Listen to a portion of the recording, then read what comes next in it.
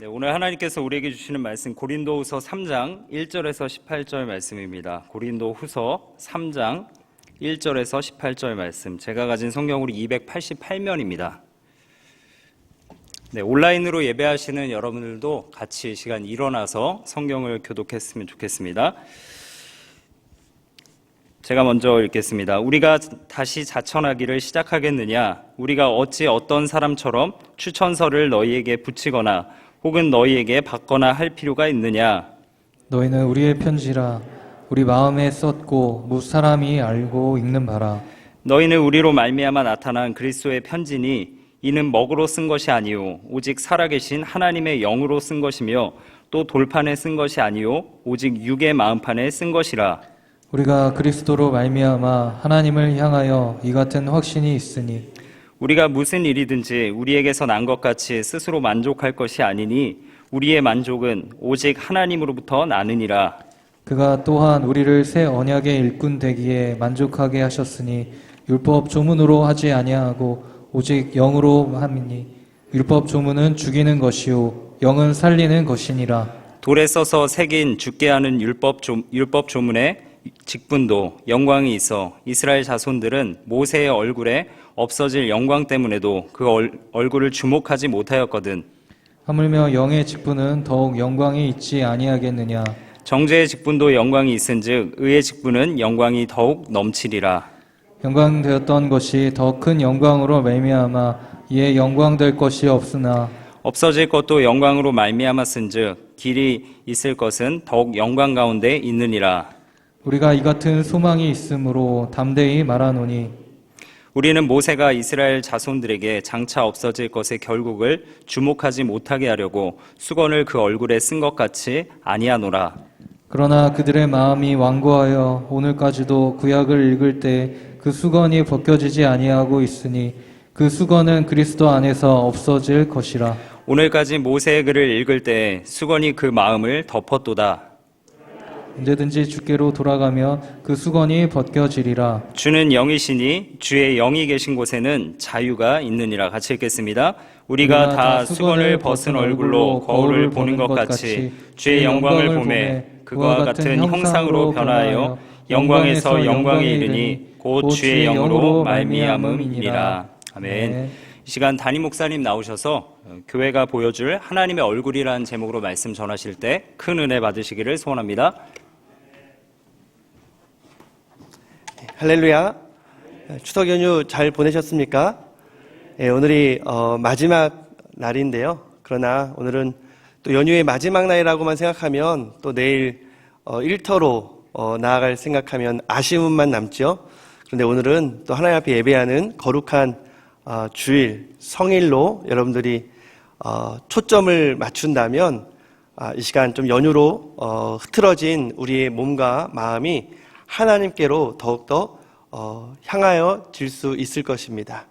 그렇게 이 연휴 마무리를 예배하며 또한 보내시는 우리 사랑하는 성도님들, 이곳 예배당에 함께 나온 성도님들이나 또한 온라인으로 함께 예배드리는 우리 성도님들께 하나님의 이 시간 은혜와 또한 성령의 임재가 함께하기를 주님의 이름으로 축원합니다. 추석은 결실의 계절이죠. 그래서 추석에는 이렇게 많은 오곡백과가 무르익고 또 맛있는 것도 많이 먹습니다. 특별히 이렇게 과일들이 또 맛이 있죠.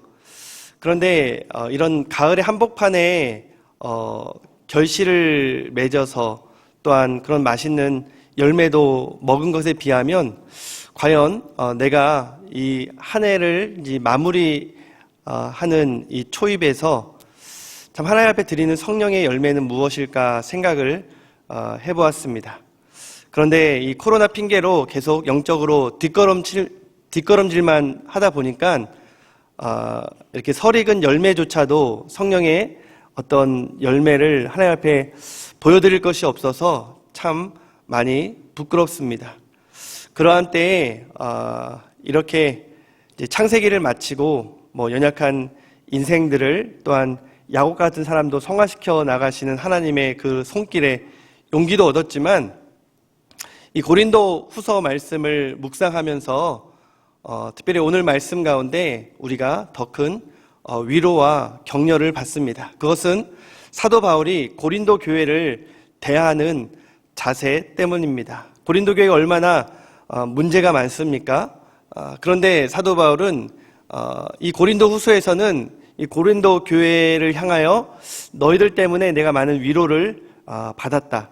사실 지금도 근심하고 있는 것은 사실이지만 그 근심은 어떤 세상적인 걱정거리가 아니라 하나님의 영광에 이르게 하는 근심이고 너희를 향한 사랑이다라고 말하면서 이 문제 많은 이 교회를 향한 애끓는 이 사도 바울의 사랑을 우리가 이 고린도 후서에서는 발견할 수가 있습니다. 그래서 참 많은 환난과 곤고와 또 핍박과 굶주림과 또 동족으로 해당함, 정말 살 소망까지 끊어진 그러한 자신의 처지들을 솔직하게 이야기를 하는 이 바울의 모습도 볼 수 있고요. 또 그가 이 3,000청까지 다녀온 그러한 이야기를 이제 후반부 가서는 이 고린도 교회 성도들에게 말해주는, 그의 환상까지도 말해주는 장면을 볼 수가 있습니다. 그러나 가장 인상적인 모습은 이 바울의 연약함과 부족함을 있는 그대로 말해주고 있다는 사실이죠. 자기가 지금 사도권에 대한 공격을 많이 받고 있거든요. 그래서 고린도 교회가 문제가 있는 거 아닙니까? 그런데 사실은 내가 누군지 알아? 이렇게 어떤 사람으로 또 권위자로부터 오는 추천서를 내세우는 것이 아니라 또 변명하는 것이 아니라 그가 이 고린도 교회가 자기 자신과 동일시된 존재임을 일치하고 있음을 분명하게 말씀하고 있어요. 그러면서 이 고린도 교회의 정체성뿐만 아니라 이 고린도 교회의 이 세상을 향한 사명이 어떠해야 할지를 말씀하고 있습니다. 그것이 바로 오늘 말씀의 제목입니다. 교회가 바로 세상을 향해서 하나님의 얼굴을 보여줘야 된다는 것이죠. 근데 어떠한 모습으로 얼굴을 보여줍니까? 그것은 그리스도의 편지요, 또한 새 언약의 일꾼으로서 세상을 향해서 하나님의 얼굴을 보여줘야 된다는 것입니다. 사실 이 고린도 교회 같이 문제 많은 교회가 과연 그러한 존귀한 격려를 받을 수 있을까요? 그럴 자격이 있나요? 그럴 사명을 감당할 능력이 있나요?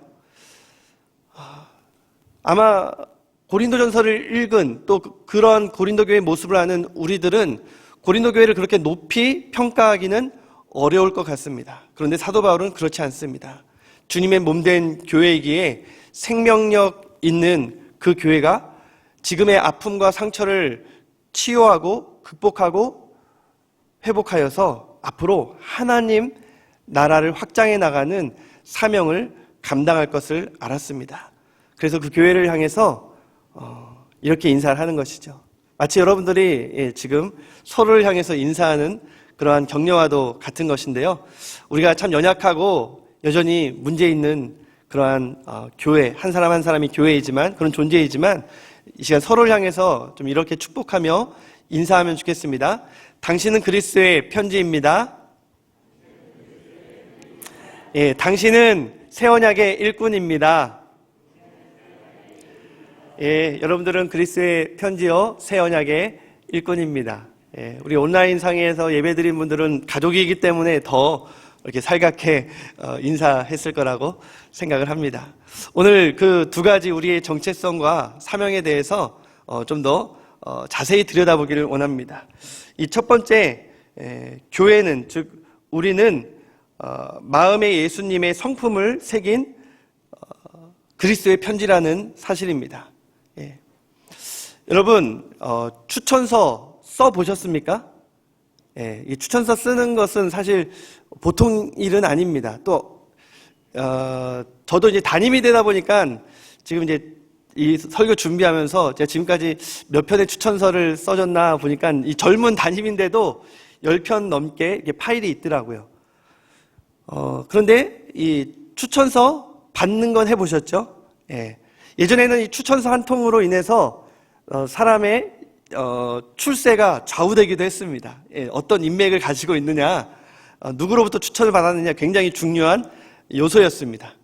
그런데 지금은 그런 시대는 아니죠. 이 추천서도 뭐 결국은 있어야 되지만 객관적으로 어떤 사람을 드러내는 지표는 그 사람의 어떤 경력과 또 어떤 사역, 또 경험, 또 뭐 자격 이러한 것들을 나열하는 이력서일 겁니다. 그러니까 이력서와 자기소개서, 추천서, 이 세 가지는 뭐 회사에서나 또 교회에서나 사람을 또 뽑을 때 객관적으로나 또는 주관적으로나 참고하는 굉장히 중요한 편지입니다. 그런데 사도 바울은 자기를 소개하는 데 있어서 이러한 편지가 필요 없다라는 것이죠. 사실 지금 사도 바울은 많은 공격을 받고 있었거든요. 특별히 자기를 인정해주지 않는 이 고린도 교회로부터 좀 인정받지 못하는 그러한 담임 목회자였습니다. 그런데 사도 바울이 지금 이 고린도 후서에서는 그러한 교회를 향해서 나 그런 추천서 필요 없다. 내가 어떤 사도인지 알아?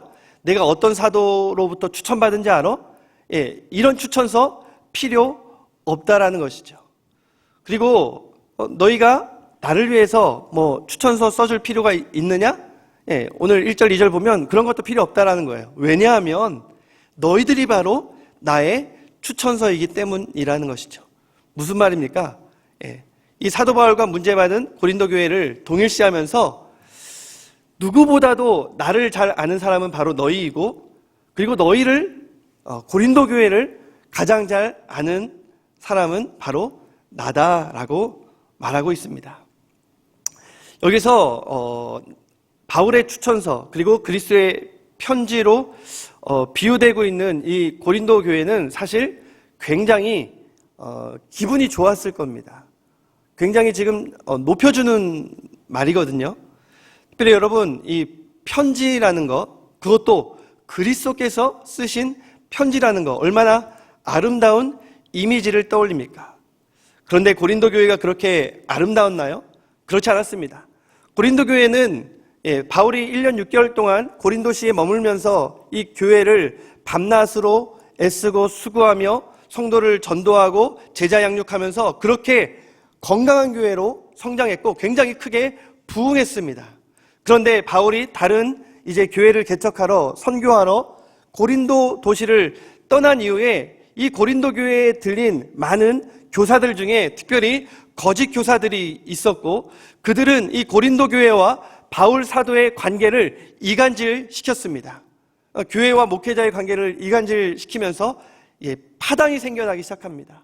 그냥 한순간에 뭐 아볼로파 또는 뭐 바울파 이렇게 예수파 분열된 것이 아니었어요.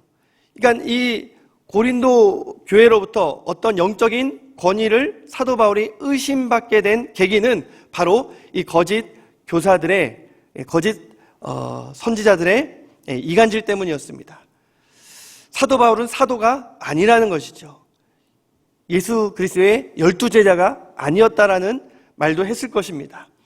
그리고 그가 지금 뭐 세계 선교한다고 또 예루살렘 교회 구제한다고 지금 여러 교회로부터 구제 헌금을 받으며 선교 헌금을 받으며 돌아다니는데 혹시 알아? 자기의 사익을 위해서 그 헌금을 쓸지? 이렇게 의심을 부추겼습니다. 그리고 결정적으로 이 바울의 약점들을 들추어내면서 그가 어떠한 건강 문제가 있었는지, 또 그의 필력은 굉장히 능하지만 이 말로 하는 이 화술은 굉장히 졸하다라는 그러한 식으로 그의 약점들을 계속 들춰내니까 고린도 교회 성도들이 흔들렸어요. 또 영적으로 뭐 게바와 같이, 뭐 베드로와 같이, 또 아볼로와 같이 학식이 있고 또 정말 부흥사 같은 그런 목회자들을 맞이했던 이 고린도 교회가 사도 바울을 그의 담임 목회자로 또는 사도로 인정하지 않게 되었습니다. 그러면서 자꾸만 분열되고 성도들은 떠나가고 거짓된 이단 사상이 주입되고 율법주의가 들어오고 또한 법정으로 소송하는 또 음란한 그러한 모습들이 있지 않았습니까? 사도 바울은 그러한 고린도 교회의 소식을 들었을 때 굉장히 마음이 아팠을 것입니다. 그러면서 엄중하게 책망하는 서신을 썼는데요. 그것이 바로 고린도 전서입니다. 그리고 그 서신에 밝힌 대로 실제로 사도 바울이 직접 다시 고린도 교회를 방문해서 잘못된 것들을 바로잡기 위해서 거짓 교사들을 쫓아내기도 했습니다. 근데 직접 방문했는데 거기만 또 계속 머물 수는 없잖아요. 바울이 세운 교회들을 또 돌아보기 위해서, 또 예루살렘 교회에 구제헌금을 전달하기 위해서 또 바울 사도가 떠나간 이후에는 고린도 교회가 다시 잠재되어 있는 그 문제들이 드러나게 되는 것입니다.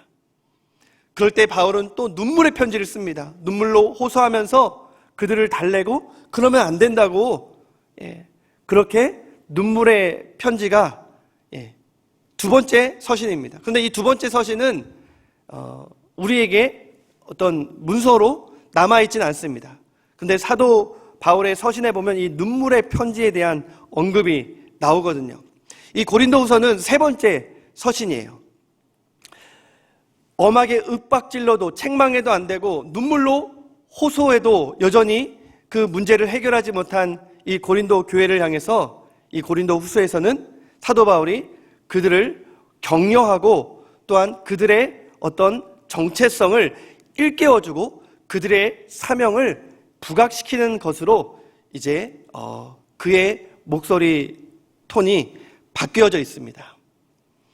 그러면서 그 맥락 가운데 우리는 2장 후반절에 너희는 그리스도의 향기라, 그리고 3장에 와서 너희는 그리스도의 편지라, 그리고 너희는 새 언약의 일꾼이다 라고 그렇게 말하고 있는 사도 바울의 그 마음을 우리는 알아야 한다는 것입니다. 여러분, 안타깝게도 한국교회는 마치 고린도 교회처럼 이 목회자들을 좀 인정하지 못하고 또 여러 파당과 또 분열된 모습이 있습니다. 물론 사도 바울은 굉장히 위대한 목회자요 또한 사도였음에도 불구하고 그를 인정하지 못했으니까 이것은 고린도 교회가 뭔가 문제가 있는 것이었죠. 그렇다고 제가 목회자의 진가를 몰라주는 한국교회가 문제가 있다라고 말씀드린 건 아닙니다. 맞습니다.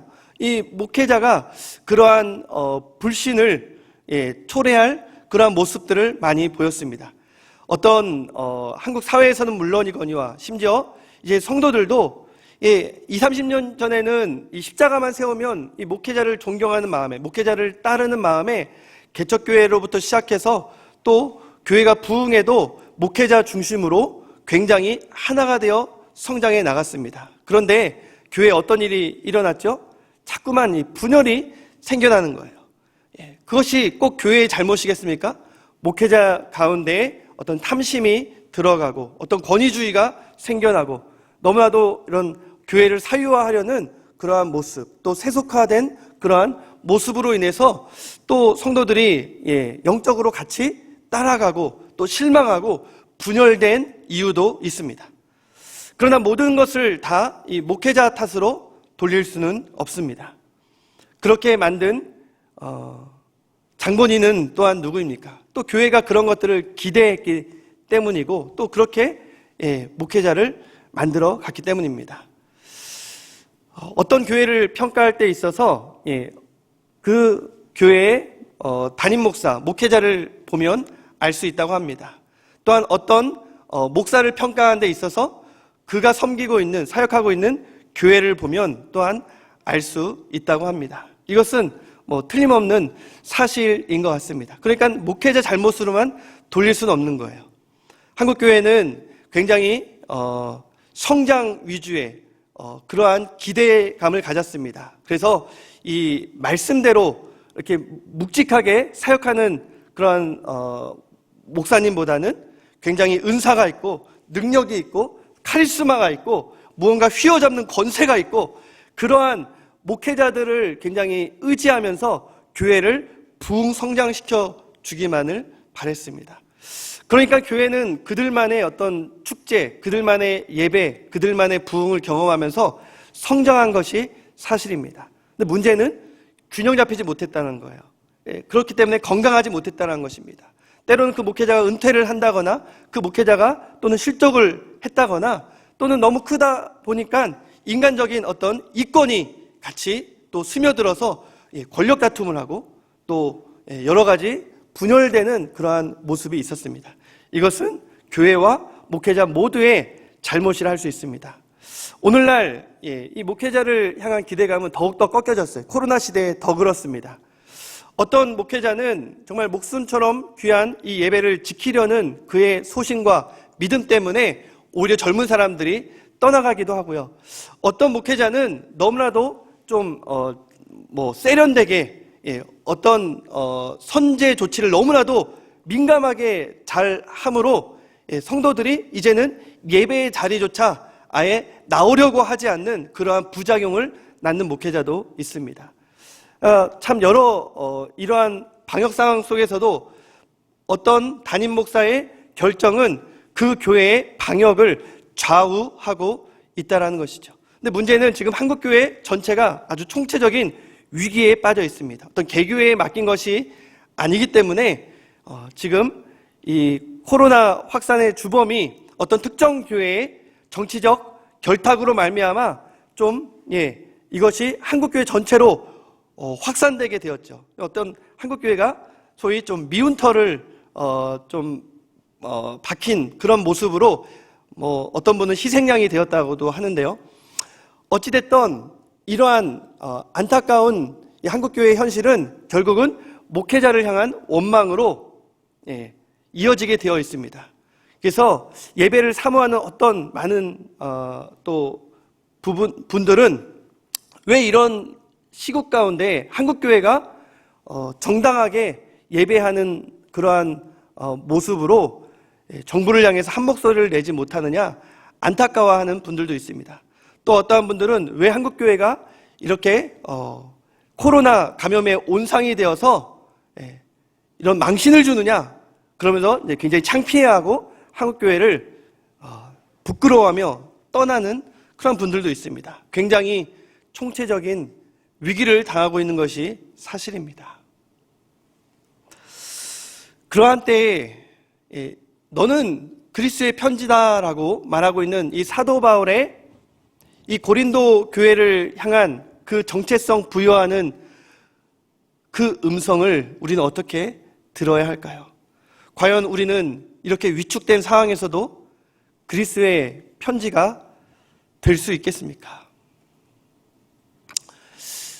한국교회의 많은 이 목회자 중심의 이런 성장들, 그것은 비단 오늘날에도 이어지고 있습니다. 그래서 100여 명도 안 되는 교회에서 이렇게 목회자를 청빙할 때 100여 통이 넘는 이력서들이 질비하다고 합니다.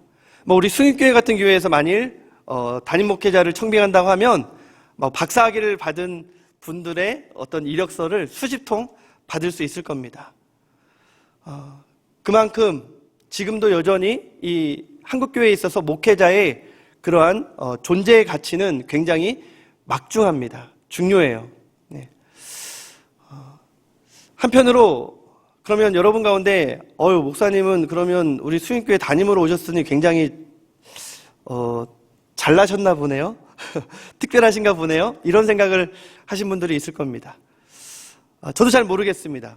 제가 어떻게 숭익교회 담임으로 오게 되었고 이 자리에 서게 되었는지 생각하면 참 놀랍습니다. 감사합니다.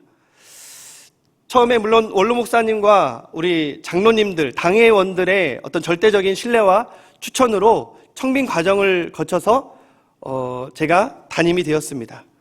그런데 처음에 제가 8년 전 이맘때였던 것 같아요. 가을에 모든 유학생활을 접고 귀국해서 첫 부임하기 전에 부임 전 사역하기 전에 이제 예배자로 청중으로 예배를 드렸을 때 그때의 마음이 저는 너무나도 또렷이 생각납니다. 두 가지 상반된 마음이 제 마음을 교차했습니다. 첫 번째는 굉장히 친근하다는 것입니다. 포근하다는 것이죠. 좋은 감정입니다. 근데 왜 포근하냐면 성도들이 변한 게 없어요. 나는 많이 좀 변한 것 같은데 나는 좀 많이 달라진 것 같은데 4년 전이나 지금이나 성도들은 변한 게 없는 모습을 보면서 이런 교회를 좀 변화시켜 나가야겠다라는 그러한 요청 때문에 젊은 나를 불렀구나, 이런 부담감도 가졌습니다. 근데 또 한편으로는 낯설어요. 4년 전 그 교회가 아닌 것 같아요. 참 이상하지 않습니까? 포근하다면서 낯설다는 건 무슨 말일까요? 이제는 더 이상 제가 부교육자로서 사랑받는 그러한 신분이 아니라 어떤 경험도 검증되지 않은 사람이 지금 이 숭인교회를 앞으로 담임할 후임으로 왔기 때문에 저를 바라보는 그 눈빛이 기대 반, 우려 반, 그리고 굉장히 낯설은 그러한 마음이 들었습니다. 여러분, 지금은 어떨 것 같습니까? 마냥 포근할 것 같습니까? 여전히 낯섭니다. 마스크 끼고 아멘을 하지 않는 여러분들의 모습을 보면서 굉장히 낯설어요. 지금 6주 만에 이렇게 현장 예배, 소수 인원이지만 예배드리고 있는 이 상황이 낯선 것처럼 매일매일의 8년이라는 시간이 지났는데도 우리 수인교회는 낯섭니다. 그 이유는 너무나도 포근하다 보면 그것에 익숙해지고 안주해질까 봐 적당한 거리두기를 하려는 저의 애씀 때문입니다. 낯설다는 게 꼭 나쁜 말은 아닌 것 같습니다. 그런데 제가 이 시간 8년 전이나 지금이나 자신 있게 말씀드리고 싶은 것이 있습니다. 말씀드릴 수 있는 게 있어요. 그것은 바로 그때도 누구의 백을 믿고 제가 수인교회 후임으로 부임한 것이 아니라 바로 6년간 사역했던, 그리고 유학생활 가운데서 저를 위해서 기도해 주었던 수인교회 성도님들이 저를 가장 잘 아시는 여러분들이 바로 저의 추천자들이기 때문에 제가 용기를 내서 후임 목사로 그렇게 부임할 수 있었고 사역할 수 있었습니다. 지금도 마찬가지입니다. 어떤 8년 동안 교회를 크게 부흥시켰냐? 그거 아니죠. 뭐 엄청나게 변화시켰냐? 그것도 아닙니다. 여전히 부족하고 또한 저 또한 여러분들의 그 연약함을 잘 알고 있지만 여전히 동일하게 말씀드릴 수 있는 것은 이 숭인교회가 저의 추천서이고 또 여러분들은 그리스도의 편지라는 사실입니다. 아멘? 여러분들보다 저를 잘 아는 사람이 누가 있겠습니까? 과연 누가 있을까요? 또 저보다 여러분들을 잘 아는 사람은 누가 있겠습니까? 우리는 서로 연약하고 또 너무 미련한 존재이고 여전히 어떠한 문제가 있는지 잘 아는 그러한 교회이지만 우리는 서로를 향해서 당신이 바로 나의 추천서라고, 당신이 바로 그리스도의 편지라고 말해줄 수 있어야 합니다. 삐뚤삐뚤 철자도 틀리게 쓰고 글씨 모양새도 정말 볼품없지만 그리스도의 편지요, 나를 가장 잘 대변해주는, 칭찬해주는, 격려해주는 그런 추천서라고 말해줄 수 있어야 된다는 겁니다. 교회는 그런 곳입니다. 너무나도 여전히 연약합니다. 여전히 서로를 향해서 비방하고 정죄하고 판단할 것 투성입니다. 그럼에도 불구하고 우리는 서로를 향해서 바울이 고린도 교회를 향해 너희는 나의 추천서다, 너희는 그리스도의 편지다 라고 말할 수 있는 것처럼 서로를 향해서 무작정 깎아내리고 비난하는 것만 아니라 서로를 보듬고 격려하면서 당신이 나의 추천서입니다, 그리스도의 편지입니다 라고 말해줄 수 있어야 한다는 것입니다. 우리는 생명체이기 때문입니다. 우리는 지금도 성장하고 있는, 하늘을 향해 뻗쳐 나아가고 있는 하늘 식구이기 때문입니다. 우리는 어떤 일부분이 아니에요. 어떤 일부분을 보면 그 흉측한 모습 때문에 그냥 눈을 돌리고 싶고 비난하고 싶고 그것을 우리 전체인 양 그렇게 확증하고 싶지만 그것은 세상 사람들의 논리이지 우리의 논리가 되어서는 안 된다는 것입니다. 여러분, 나무 가운데 옹두리라는 것이 있습니다. 옹이는 들어보셨죠? 옹이보다 더욱더 크고 흉측한 나무의 상처입니다. 근데 이 옹두리가 난 나무는 여전히 살아있는 나무일 경우 굉장히 하늘 향해 뻗쳐 있는 그 위엄과 자태를 뽐내는 몇백 년 된 나무일 경우가 많이 있습니다. 어떤 옹돌이 너무나도 커서 아이들이 그 안에서 장난을 치기도 하고요. 그 옹돌이에서 마치 귀신이 나온다 뭐 이런 동네마다 그런 상징하는 나무들에 바로 이 옹돌이가 있습니다. 여러분, 이 옹돌이는 무엇을 나타내는지 아십니까? 모진 풍파에도 불구하고 어떤 시련에도 불구하고 그 나무가 여전히 살아남아 있음을 보여주는 것입니다.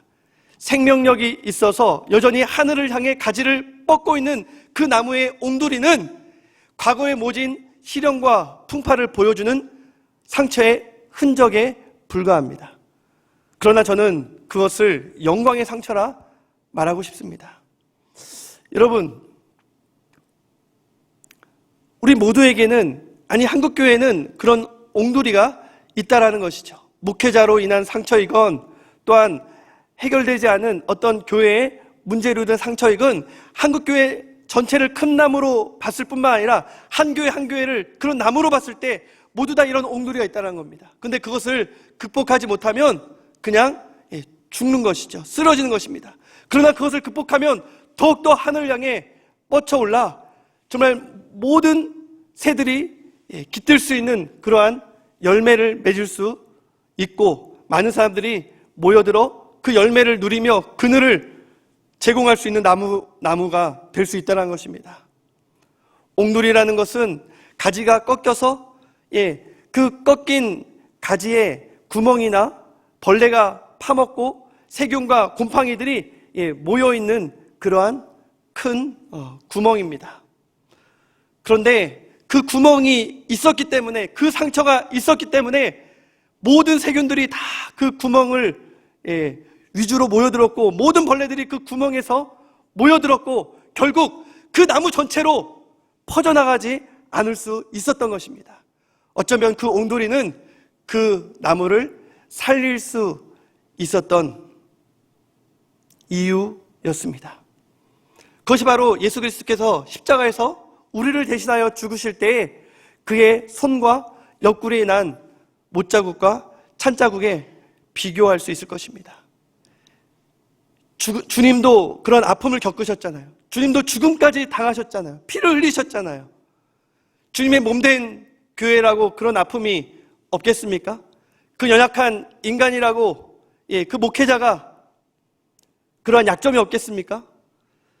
우리 믿음의 선배들 중에는 그런 연약한 교회의 아픔을 끌어안고 그런 정말 보잘것없는 그런 목회자의 약점을 끌어안고 마치 자신의 죄인 양, 자신의 잘못인 양 그 예배의 자리를 목숨 걸고 지키면서 눈물을 흘려 기도하고 자기를 희생하고 헌신하면서 자신이 마치 모든 비난의 대상이 되고 흉측한 옹돌이처럼 남아있는 그러한 선배들도 있습니다. 아니, 교회마다 그러한 믿음의 선배들이 있었기 때문에 지금도 계시기 때문에 교회는 지금도 생명력을 갖고 하늘을 향해 뻗어 올라가 이 세상에서 주어진 사명을 감당하고 있는 것입니다. 아멘. 교회는 죽지 않았어요. 여러분, 교회만이 이 세상의 유일한 소망이라는 이 확신이 여러분 가운데 흔들린다면요, 하나님을 향한 그 믿음도 흔들립니다. 교회를 향한 그 소망을 꺾지 마시기를 주님의 이름으로 부탁드립니다. 교회가 이 세상의 유일한 희망이에요. 세상 사람들이 정말 정죄하고 비난하는, 가리키는 그 손가락, 왜 그 시선만 보는 것입니까? 위험 있는 그 자태를 뽐내는 그 나무 전체를 보시기 바랍니다. 한국교회가 여전히 생명력이 있어서 하나님께서 이 코로나를 통해 사용하시고 앞으로 이 한국교회를 통해서 일하실 그 하나님을 기대하시기를 주님의 이름으로 축원합니다. 그리스도의 편지라는 것은 그런 의미입니다.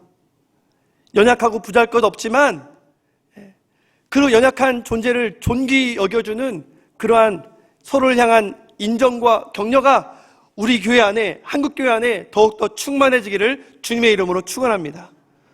그러나 그것만으로는 부족합니다. 그것만으로만 머물러서는 한국교회가 다시 일어설 수가 없습니다. 그것은 편지의 기능을 상실했기 때문입니다. 편지라는 건 무엇입니까? 우리가 그리스도의 편지라면, 사도 바울의 추천서라면 정말로 그 편지의 기능을 다하면서 세상을 향해 소통해야 되지 않겠습니까? 세상을 향해 그리스도의 그 십자가 사랑을 알려줘야 되지 않겠습니까? 사도 바울이 어떤 사도인지, 무엇 때문에 그렇게 고난을 당하는지 우리가 세상을 향해 말해줘야 되지 않겠습니까? 사도 바울처럼 예수 그리스도를 닮아가는 그러한 그리스도의 제자로서 살아갈 때에만 우리가 그리스도의 편지라는 그러한 기능을 감당할 수 있지 않겠습니까? 그러나 한국교회는 우리 안에 그런 자부심을 갖는 것도 잃어버렸고, 세상을 향해 그 기능을 갖는 것도 잃어버렸습니다. 이 두 가지를 회복해야 된다는 것이죠. 우리 안에 하나님께서 여전히 불러 일으켜 주시는, 너는 그리스도의 편지다라고 말씀해 주시는, 우리를 존귀 여기시는 그 존재감을 가지시기를 주님의 이름으로 축원합니다. 그리고 그 존재감과 더불어 세상을 향한 사명을 망각하지 마십시오. 세상을 향한 사명은 무엇입니까? 예수 그리스도께서 그의 성품으로, 그의 영성으로 세상을 향해 보여주었던 모습과도 같습니다. 연약한 자, 나약한 자, 병든 자, 가난한 자, 이방인, 세리와 죄인들의 친구가 되어주고 그들을 향해 나아갔던 예수님처럼 우리도 세상을 향해 나아갈 수 있어야 된다는 것입니다. 그런데 우리끼리만 서로 보듬고 칭찬하는데 머물렀기 때문에, 우리만 자라나려고 했기 때문에 세상은 우리를 향해 다가와 우리의 열매를 누리려 하지 않습니다. 우리의 그늘에 깃들려 하지 않습니다. 사랑하는 성도 여러분, 편지란 그런 것입니다. 여러분들 추석을 맞이해서 고향에 내려가야 되지만 그래도 정부의 지침에 따른다고 이번에 전화나 또한 영상 편지 카톡으로 여러분 가족들 또 지인들과 많이 연락하지 않았습니까? 저도 영상 전화라는 것을 이번에 거의 처음 써봤어요. 오랜만에 부모님께 저희 추석 이렇게 보내고 있어요. 아이들 모습도 보여주고 또 그렇게 우리의 생활을 영상으로 담아서 보여주면서 또 추석을 자식들 없이 보내는 부모님들의 모습을 영상으로나마 보니까 너무나도 좀 울적했던 마음이 위로가 되더라고요. 편지란 그런 것입니다. 뭐 어떤 영상 이런 것이 아니더라도, 뭐 어떤 예쁜 손편지가 아니더라도 그냥 이모티콘 하나만 보더라도 그냥 가슴 설레게 하는 게 편지의 기능이에요. 제가 가장 귀히 여기는 저의 보배가 있습니다. 그것은 우리 청년들이 제가 유학 갈 때 공항에서 준 손편지입니다. 한 60여 명의 청년들이 이렇게 손편지를 이렇게 다발로 써서 또 자기 사진과 함께 이걸 책으로 가져왔더라고요. 그리고 그것에 담지 못한 우리 청년들의 또 편지는 또 둘둘 말아서 병에 담아서 이렇게 마지막 작별할 때 저한테 줬는데요. 그것이 제가 너무나도 힘든 유학생활 하면서 얼마나 큰 힘이 되었는지 모릅니다. 머리맡에 두면서 청년들이 저를 응원하는 것 같습니다. 목사님 힘내세요. 초심 잃지 마세요. 그곳에 왜 가신지 아시죠? 저를 응원하는 그러한 목소리가 들리고 청년들의 그 얼굴이 아른거리면서 그렇게 어려운 시간들을 이겨나갔습니다. 지금도 마찬가지입니다. 저의 손 닿을 만한 곳에 그 청년들의 편지를 놓고 여전히 저에게 응원하고 있는 그런 메시지를 제가 듣는 그런 마음으로 지금까지 사역하고 있습니다. 편지란 그런 것입니다. 이번에 우리 김정현 선교사님, 또 우리 이윤진 선교사님, 또 신기록 목사님, 이 영상으로나마 그분들의 이 말씀 묵상을 또 우리가 함께 나누면서 얼마나 큰 용기가 났습니까? 힘을 얻었습니까? 병으로 인해서 고통받는 자들은 나도 우리 선교사님처럼, 우리 목사님처럼 나도 회복될 수 있겠구나. 내가 이런 아픔 가운데서도 주님 주시는 그러한 위로와 능력으로 내가 맡겨진 사명 잘 감당해야지. 그러한 위로와 힘을 얻지 않았습니까? 그것이 바로 편지의 기능입니다. 사랑하는 성도 여러분, 우리는 세상을 향한 그리스도의 편지입니다. 우리를 통해서 세상이 이 코로나로 인한 어려움 가운데 큰 위로와 힘을 받게 되기를 주님의 이름으로 축원합니다. 교회는 그러한 기능을 다시 회복해야 된다는 것이죠. 먼저 우리들부터 추스려야 됩니다. 우리가 그리스도의 편지라는 것을 기억하면서 세상을 향해 다시 한번 예수 그리스도의 그 십자가 사랑으로 그들의 영혼을 구원하기를 그렇게 원하시는 아버지의 그 마음을, 예수님의 그 사랑을 우리가 그냥 위축된 채 전도하면 안 되지, 이런 것이 아니라 세상을 향해서 하나님의 그 얼굴의 광채를 보여주는 예수 그리스도의 편지로 다시 한번 일어나기를 주님의 이름으로 축원합니다. 그러한 의미에서 이 두 번째는 우리의 사명에 대해서 좀 더 상세하게 말씀하고 있습니다. 그것은 바로 우리가 마음의 율법의 수건을 걷어내는 새 언약의 일꾼이라는 것이죠. 여러분, 이 새 언약의 일꾼 좀 어렵지 않습니까? 따로따로 떼어서 생각하면 그러면 옛 언약은 새 언약과 무엇이 다른가를 생각해야 됩니다. 옛 언약은 율법에 갇혀서 남을 평가하고 정죄하고 판단하는 그러한 기능 가운데 완전히 자유함을 잃어버린 그러한 어두운 시대를 상징합니다.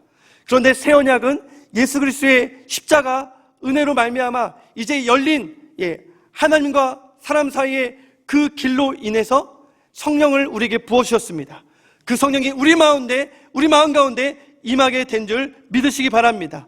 그 성령이 우리에게 친히 글을 쓰셨기 때문에 우리가 그리스도의 편지가 되었고 우리가 새 언약의 일꾼이 되었습니다. 그것은 이미 예레미야 31장 33절에 이 새 언약이라고 표현되는 아주 중요한 구절에 묘사되어 있는데요. 그러나 그날 성령이 우리 가운데 임한 그 후에 내가 이스라엘 집과 맺을 언약이 무엇이라고 하고 있습니까? 내가 나의 법을 그들의 속에 두며 그들의 마음에 하나님의 법이 가득하여 이제는 하나님이 우리의 하나님이 되고 우리가 하나님의 백성이 된다는 것입니다. 이것은 너희가 그리스도의 편지다라는 말과 동일한 것입니다. 우리의 어떤 돌비에 새겨진 편지가 아니라 우리의 마음에 새겨진 편지. 그 편지는 바로 우리들인데, 문제 많은 고린도 교회인데, 그런 교회라 할지라도 새 언약의 일꾼으로서 세상을 향한 사명을 감당할 수 있다는 것이죠. 그렇기 때문에 이제 그 일꾼은 어떤 자기의 약함 때문에, 자기의 단점 때문에 위축되지 않습니다. 어떤 율법 조문으로 인해서 형식에 갇히지 않습니다. 주의 영이 있는 곳에는 무엇이 있다고요? 자유함이 있다라고 선포하고 있습니다. 17절 말씀 우리 다 같이 한번 선포하겠습니다. 시작. 주는 영이시니 주의 영이 계신 곳에는 자유가 있느니라. 이러한 자유를 누리는 종이 새 언약의 일꾼이라는 것입니다. 사실 일꾼이라는 것은 종이에요. 자유로울 수가 없습니다. 그런데 예수님은 이 땅에 종으로 오셨어요. 앞으로 왕으로 오실 것이지만 종으로 오셔서 예수님 다시 그렇게 말씀하셨죠. 나는 너희를 섬기는 종으로 왔고 모든 사람의 대속물을 내어주는 희생 제물로 오셨다라고 말씀하셨습니다. 예수님이 종으로 오셨어요. 그렇기 때문에 당연히 사도 바울도, 그리고 모든 사역자들도, 그리고 목회자들도 결국은 어떤 마인드, 어떤 마음으로 살아야 합니까? 어떤 마음으로 교회를 섬겨야 합니까? 종이라는 마음으로 섬겨야 합니다.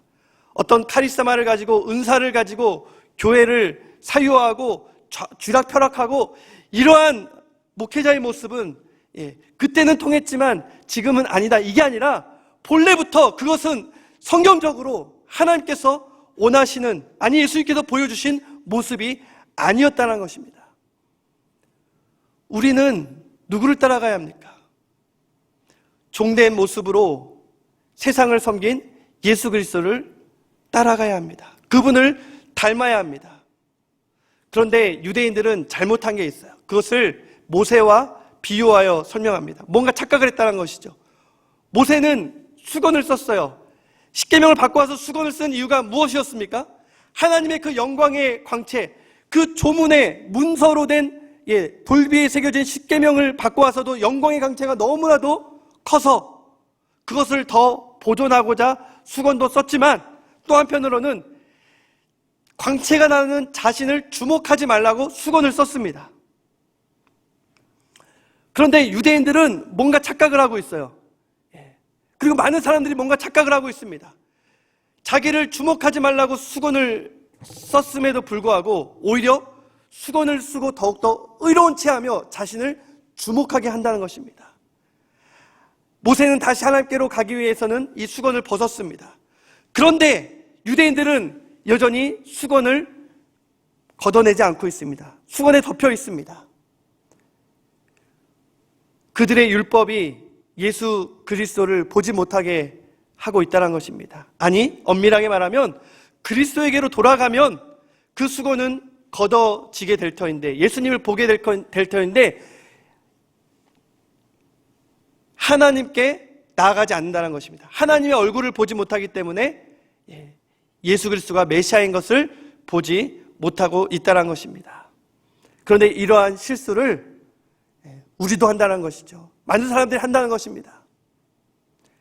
자기를 주목하지 못하게 하려고, 그 영광을 오래 간직하려고 수건을 덮었건만 그러한 영적인 유익 때문이 아니라 오히려 자기가 가지고 있는 자기만의 수건 때문에 하나님의 얼굴을 보지 못하고 하나님께로 나아가지 않는 우리들의 모습이 그 유대인들의 모습과 별반 다를 것이 없다라는 것입니다.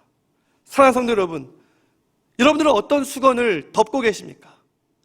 저는 담임 목사로서 너무나도 여러 종류의 수많은 수건을 겹겹이 덮고 있는 것 같아서 너무나도 창피합니다. 과연 어떤 수건일까? 너무 많아요.